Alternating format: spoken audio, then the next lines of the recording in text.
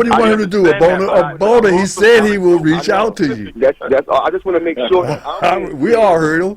Okay, I'm just saying that I want to be clear that it's been 5 months. It doesn't take and that long. long. And I want to be clear that you were never particular about a group wanting to meet with me to share their strategy. That was never made clear. All right, okay, all right, Abona. Big Meech, 50 Cent, Little Meech, Rick Ross thing, I think that's unfortunate. What I see in that situation is 4 men, Rick Ross, Big Meech, 50 Cent. You know, I'm going to leave Little Meech out of it because he's still a youngin'. But them 3, I see that as an ego. 3 black men who don't like each other. Differently. I do think black people need to be very, very sure as to how we move.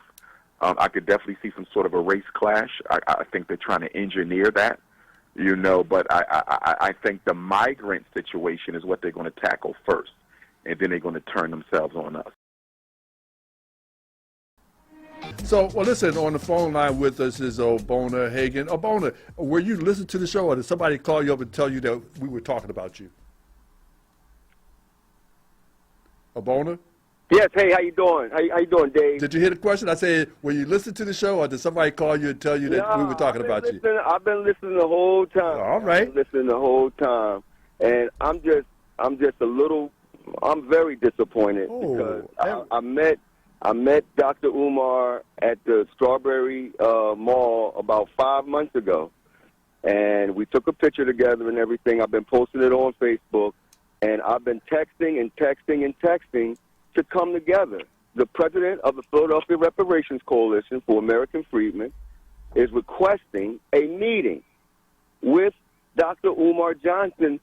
I understand Pan-Africanism, but there is a unique group within that Pan-African group that has certain rights under the United States Constitution that are not being recognized, that all we have to do is enforce them. I implore Dr. Umar Johnson to please call me at 267-257-9119 so that we can come together, so that he can see what the Freedman strategy is and how this unique group that saved the United States of America, right, can get what is promised based on the Constitution. No one has done this, even Dr. King. He didn't deal with the Civil Rights Act of 1866 and our treaty with the United States government, the Reconstruction Amendment. Most people have never studied the Reconstruction Amendment and what they actually mean, right? So if you have a driver's license, a mortgage, any kind of contract, you're driving around in a car, you're doing business. You're doing that because of what the Constitution has allowed us to do. So if we're going to use that part of the Constitution, why not at least use the part that is geared specifically to the American freedmen, the descendants of slavery? Well, Brother Abona, I remember you now. I definitely remember you now. You called me elder. You called me elder. You called me elder. You said yes, elder. Sir, I remember. What I wanted to say was... You said, will do. All right, let the brother talk. Let the brother answer. All right. Yeah, but what I want to say was I did get your text where you said, well, you get some time, reach out so I can speak to you about the freedmen. You never mentioned anything about the group wanting to meet with me to discuss some specific things. You never gave me that. So in fairness, Abona, let the brother answer. Come on, man. Let's be professional. But I will reach out. You know, I am very busy, but I will make time for us to do that. You sent me some Facebook links, but I can't open those because Facebook has sabotaged my account, so I can't even get into Facebook anymore. All I'm saying is that I will reach out. I have your number, and I will reach out. All I'm saying is that if you couldn't open them, you could have texted me and said, yo, I can't open it. I could have sent it to you in another way. But the brother that said that he will reach out to you. What you want to do? What you want to say? That's social media. That's not the same as telling me the group wants to meet with me. I don't take social media seriously, so I wouldn't have done that. But I text you on your phone. I text you on your phone, and it's been 5 months. Okay, so what do you want him to do? Abona, he said he will reach out to you. That's all. I just want to make sure. We all heard him. Okay, I'm just saying that I want to be clear that it's been 5 months. It doesn't take. And I want to be clear that you were never particular about a group wanting to meet with me No. to share their strategy. That The was group- never made clear. All right, Not okay, the- all right, Abona, we want to thank you for your call, but we can't have you I'm berating gonna our reach out, guests. Elder. I will reach out, Elder Bone. I got you. All right, all right. I think we have Ebony on the phone line. She wants to get in. Good afternoon, Ebony. How you doing today? Ebony gone? Hey, it took too long. Well, anyhow, so we talked about the entertainment industry, and do you have any current ideas about Jay-Z, Diddy, and the beef between Meech and 50 Cent, which is nonsense to me? I don't care enough about none of them, but do you have any opinion about Jay-Z and Diddy and all that's going on? Is that for me or for her? For you, of course. Ebony didn't stick Okay, around. for me, I believe Jay-Z is innocent. I believe Sean Puffy Combs may be guilty of paying people to engage in certain activities, but I don't believe he ever forced anyone to have sex against their will. Mm-hmm. I do not believe he ever engaged in interstate sex trafficking. I don't believe that. Okay. The only thing I could see possibly is if he paid somebody who willingly accepted funding in exchange for sex. I can see that. That's all I can see. I believe that New York City intended to go after Puffy and Jay-Z because about a couple of years ago, they created this little loophole in the sexual assault laws. And I talked about this in my Art of Dialogue video. They created a loophole, Bob and David, that allowed any victim of sex assault to go back as far as you want in New York City and bring somebody to justice.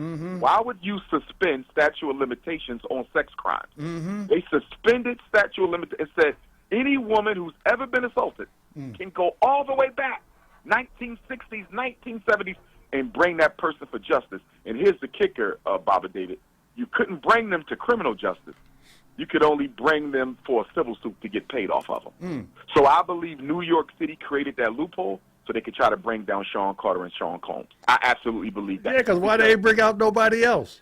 Absolutely, because it was intended for them. Look, Epstein, excuse me, not Epstein, what's the guy? Harvey Weinstein. Harvey Weinstein was already in jail. He was already convicted.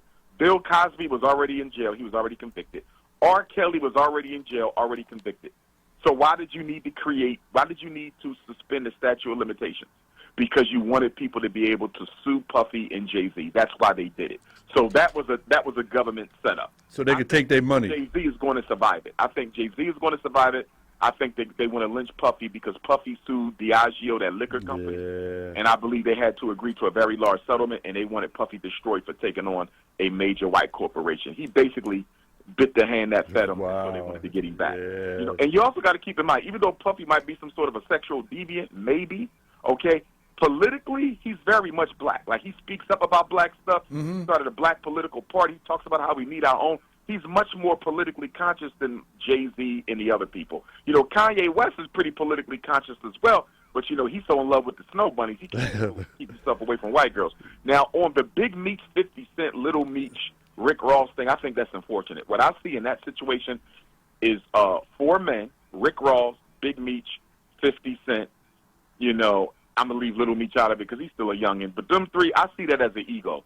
3 black men who don't like each other are letting their ego get in the way of that young man's career. Little Meech ain't got nothing to do with his father's beef with 50. He ain't got nothing to do with Rick Ross's beef with 50. And to see that 50 Cent may suspend that show, even though it's not a progressive show anyway. You know, it's about BMF. It's about gangsterism. We don't need to see no more of that. But nonetheless, the young man had a chance to act. I think he was doing a good job. And for 50 Cent to cancel that, I understand where 50 Cent is coming from, though. You know, I put your father's show on television. I helped his son get a lead acting role in it, and you're going to come out and align yourself with my number one hater, Rick Ross, or enemy, rather.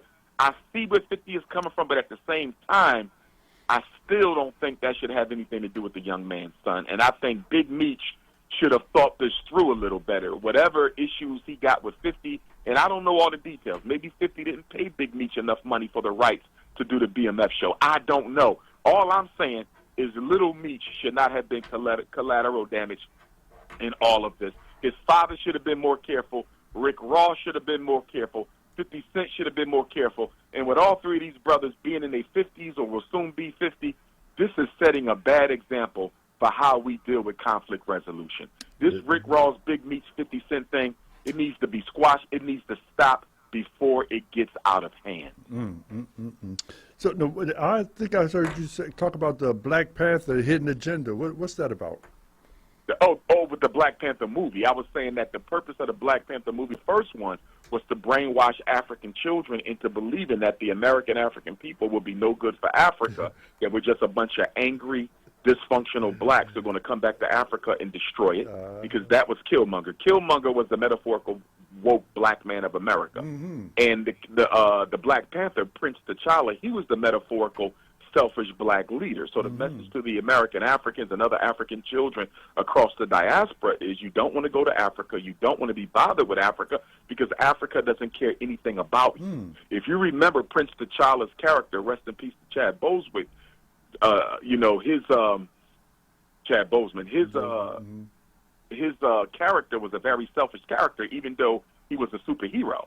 He didn't want to help other Africans. Remember Lupita? He tried to get him to say, hey, we got all this vibranium, we got all these resources, why don't we go and help our people around the world? And he said, no, all I care about is Wakanda. And so basically you have two cousins.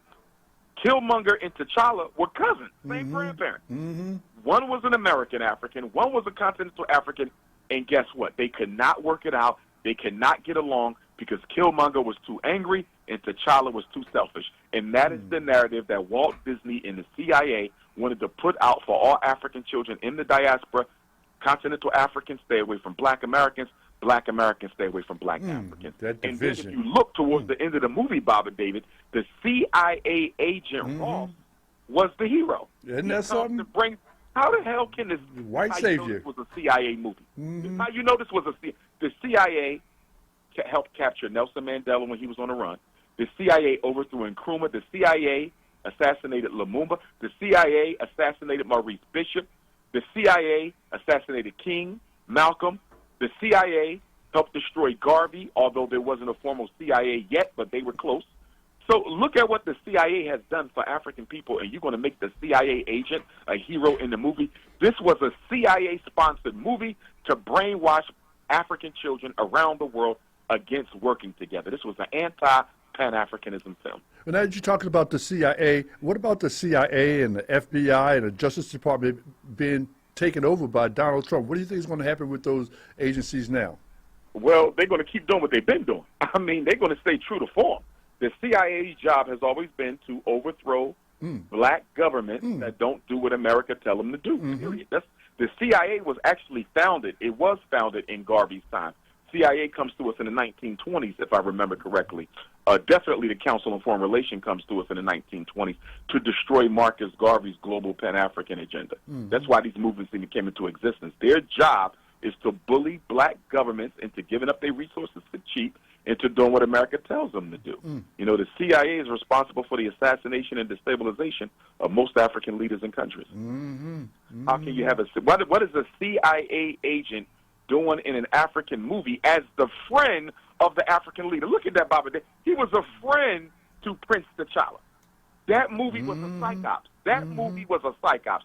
Although the cinematography was beautiful, and shout out to Ryan Coogler and his beautiful black wife, he did an excellent job with the cinematography. But the content, the message, and the themes was completely anti-Pan-African. Completely.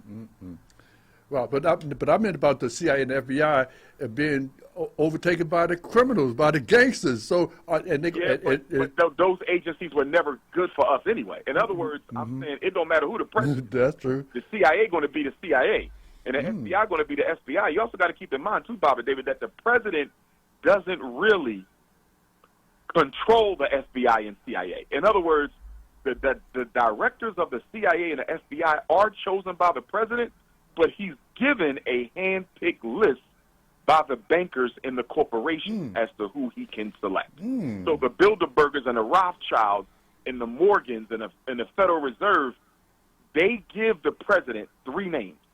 And the president gets to choose from them 3 names. Wow. But the CIA and the FBI have no mandate to report directly everything they do to the president of the United States. Yeah, but if J. the head Edgar Hoover never reported everything he did to Kennedy or Lyndon Baines Johnson. Yeah, but I see it different now. With the heads of those agencies are reporting directly to the president now. They don't report everything, Bob. No, they don't. They do not report everything. No, they don't. Okay. Yeah, they report to them, but they do not report everything. Because the CIA and the FBI, they answer to the bankers and the corporations. All right. The president has very little control over them. All right. So Remember, some people say J. Edgar Hoover even had a hand in JFK's murder. yeah, why would that be? Because he I'm not sure. yeah. Whatever they needed him to do. J. Edgar Hoover does not last as 50 years of the CIA Wow. FBI director. Remember, he got his job to take down Garvey. His first job Wow. was to take down the Honorable Marcus Garvey. Yes, indeed. That's what he got. He got hired. He was hired to go after Garvey. Wow, And he that's survived interesting. all This the is so. black leaders. This is some black history He went right from here. Garvey to the Panther Party. Yeah. Think about that.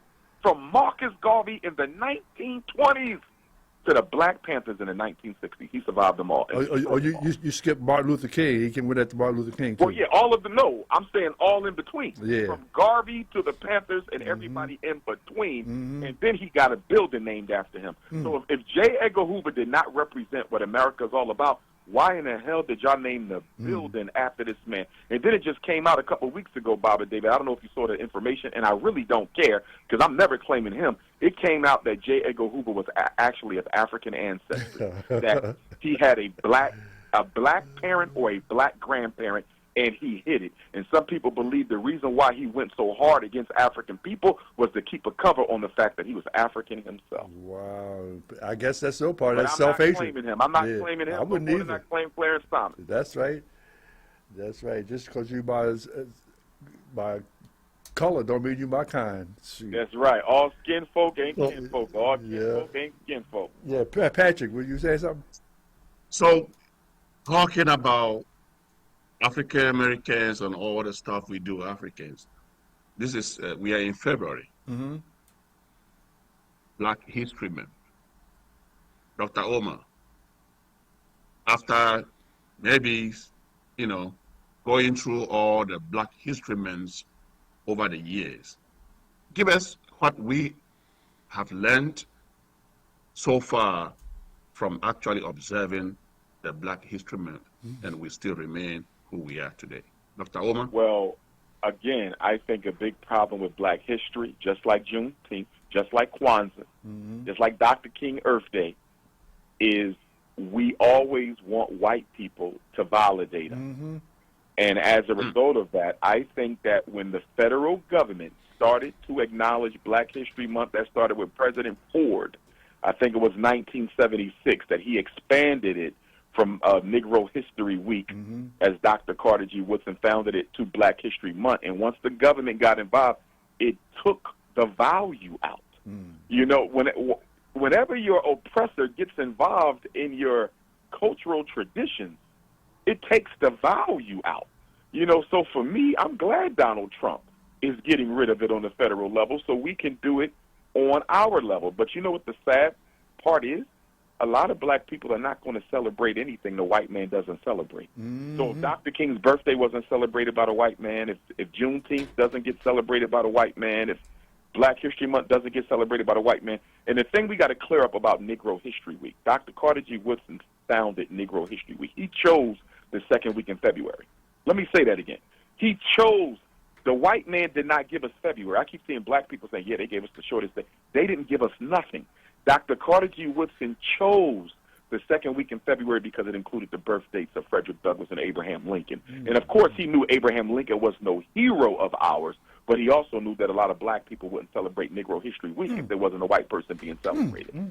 You see, so that's where that came from. He also said that we should celebrate ourselves all year long. This is Dr. Carter G. Woodson. He said we should celebrate ourselves all year long, but in February, we intensify that celebration. So you celebrate yourself, you study yourself all year long, but in February you intensify. All right, listen, we got to take a break, and when we come back, we're going to come back with the last segment here on the New World View Show with Dr. Umar Tunde Johnson and Patrick Njadu. We'll be right back.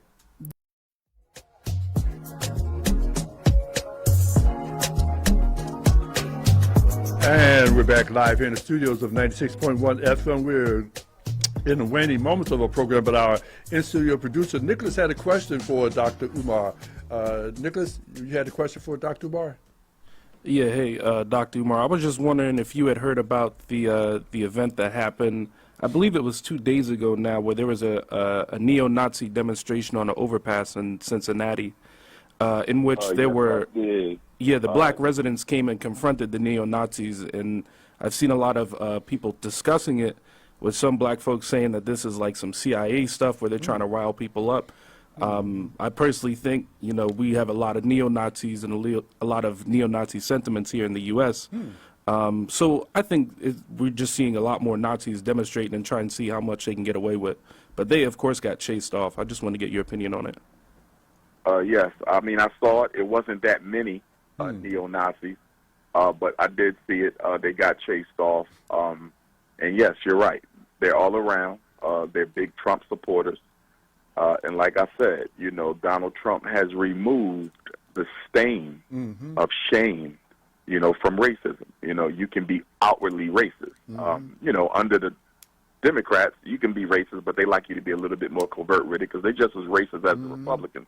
They just operate differently. I do think black people need to be very, very sure as to how we move. I could definitely see some sort of a race clash. I think they're trying to engineer that, but I think the migrant situation is what they're going to tackle first. And then they're going to turn themselves on us. So right now you see a lot of white energy going towards getting, the immigrants out the country. And then once they've done that, I think then they're going to turn their energy on us. Because, see, here's the thing. Donald Trump got 4 years in office. He can't run again. And so what he has to do is he has to keep white America distracted from the fact that he's not going to deal with their health care. He's not going to deal with their unemployment. He's not going to deal with corporate welfare. He's not going to deal with wealth inequality. So he knows that if he feeds them these little emotional issues like the border crisis and, government efficiency and critical race theory, he knows how to push their heartstrings to keep them emotional and riled up, but he's never going to tackle the issues that matters most to white America. Same thing the Democrats did with us. They'll give us a Juneteenth holiday.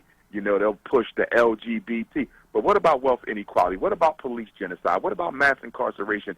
The job of the president is to distract the people away from issues that really matter and keep them emotionally tied to all this other garbage that doesn't matter. The reason Donald Trump is pushing his government efficiency, because that's going to keep the American people's attention off the fact that he's doing nothing about wealth inequality and nothing about corporate welfare. Well, Dr. Johnson, do you have any closing comments that you want to make to us? Tell us about where you're going, what's coming up with you. I want everybody to support Frederick Douglass Marcus Garvey Academy. We just turned 6 years old the day before yesterday, February 7th. That was the year that we purchased the school, 2019, so it's 6 years. And we are down to the floors and the doors. We are down to the floors and the doors. The doors that we have are fine. We don't need to change them. But symbolically and spiritually, Baba David, I just feel like we need some new doors. So when our children walk in, they just walk into new doors. Something about the opening, something about the pathway, I just feel that we need new doors on the building. So we're going to switch out the doors, even though nothing's wrong with the ones that are there. I want some fresh, brand new doors for a brand new school. And then we got to get the floors done. And, I'm still looking at the different contractors, seeing who's going to give us the best price. That's why that hasn't started yet. We got to take our time. Unfortunately, sometimes it takes us a long time because black people always overcharge us. So we're just going to take our time until we get the right money. And then once we get the floors done, it's time to apply for a certificate of occupancy. We're going to ask everybody to pray for us, keep their fingers crossed, and hopefully we don't have to go through a lot of red tape, from the city to approve our building to be used. And once it's approved, we're going to have our grand opening. So please hit your Cash App, $FDMG School. Don't send money to the wrong Cash App. If you're not sure which one to use, just text me and I'll send you the correct link. People have been donating to the wrong link, when all they got to do is text me for it to go on my website. I mean, we've been doing this for years now. You should know the exact link to donate. But it's $FDMG School, and then on PayPal, it's paypal.me/FDMG Academy, paypal.me/FDMG Academy. And if anybody needs to reach me by cell phone, text message only, I don't answer, 215-989-9858, 215-989-9858. And the last thing we didn't get to, but I'll throw it out there quickly, President Joe Biden pardoned the Honorable Marcus Messiah Garvey on the centennial of his imprisonment. Marcus Garvey was actually led to the Tombs prison in Atlanta in 1925, and President Joe Biden finally admitted that what J. Edgar Hoover had done to Garvey was definitely illegal. Garvey was not guilty of the crimes charged against him. And so on the centennial year of his incarceration, 1925 to 2025, President Joe Biden of Delaware, where the school is located, has pardoned the Honorable Marcus Garvey. That was good. I wish he'd also pardoned Mumia Abu-Jamal. And H. Rap Brown. That's Jamil right. Alameen. That's We right. got Mamiya in there. We got That's Jamil right. Alameen, H. Rap Brown in there. And we got a few other political prisoners in there. And with all these attorneys we got, I can't believe more isn't being done to get our political prisoners and freedom fighters out of jail. Yes, indeed. I want to thank you so much, Dr. Umar Johnson. This truly has been a Black History moment here at WURD with you here on our radio show, New Worldview. We look forward to speaking to you each and every month at that weekend on the first Sunday of the month. We look forward to possibly speaking to you again next month. Will do, my brother. God bless. Yes, sir. Peace.